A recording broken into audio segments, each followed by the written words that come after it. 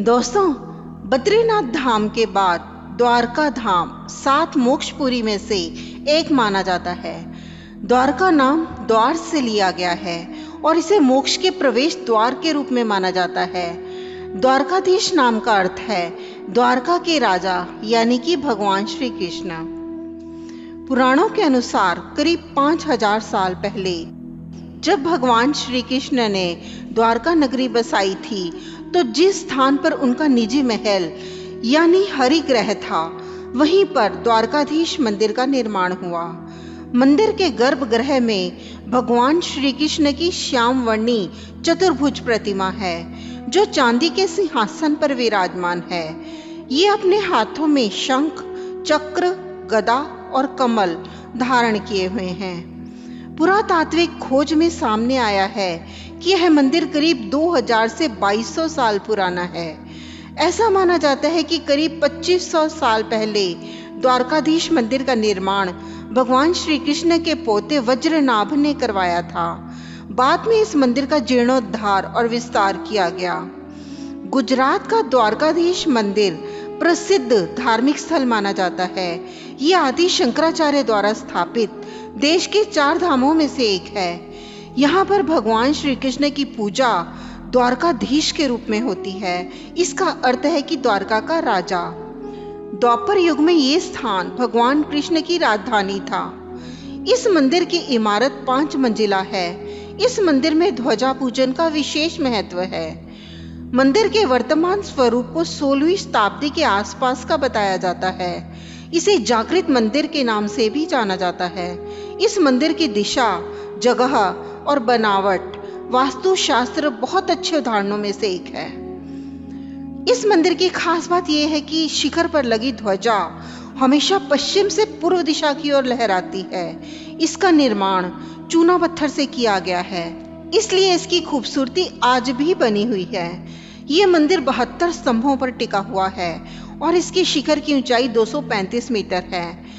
इस मंदिर की बनावट से पैदा होने वाली सकारात्मक ऊर्जा से हर तरह की शांति मिलती है।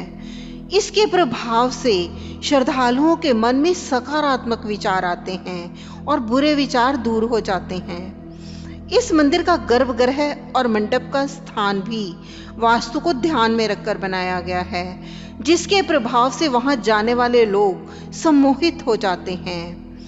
5 मंजिला इस मंदिर के शिखर पर लहराती धर्म ध्वजा को देखकर दूर से ही श्री कृष्ण के भक्त उनके सामने अपना सिर झुका लेते हैं। यह ध्वजा लगभग 84 फीट लंबी है, जिसमें विभिन्न प्रकार के रंग होते हैं।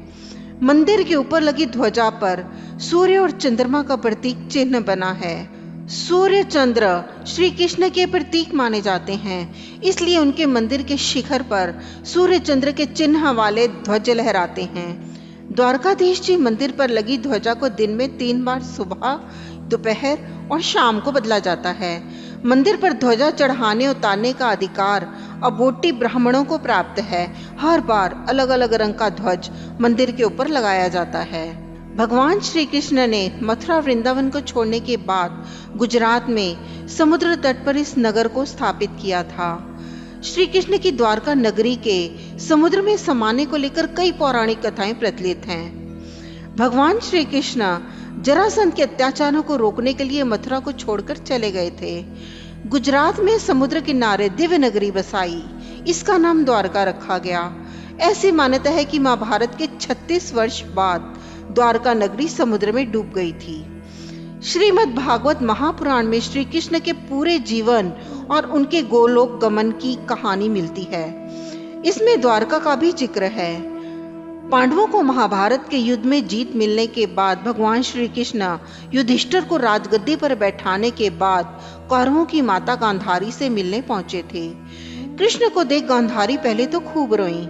इसके बाद भगवान को युद्ध का दोषी मानते हुए श्राप दिया कि यदि मैंने अपने आराध्य की सच्चे मन से आराधना की है और मैंने अपना पत्नी व्रता धर्म निभाया है, तो जिस तरह मेरे कुल का नाश हुआ, उसी तरह तुम्हारे कुल का नाश भी तुम्हारी आंखों के सामने होगा।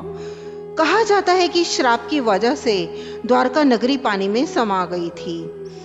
दूसरी कहानी यह भी है कि श्री कृष्ण के पुत्र सांब ने ऋषियों का अपमान किया था।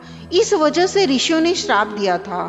कहा जाता है कि महर्षि विश्वामित्र, देव ऋषि नारद और कण्व एक बार द्वारका गए थे। उस समय यादव वंश के कुछ लड़के ऋषियों के साथ उपहास करने के उद्देश्य से सांब को महिला के वेश में ले गए।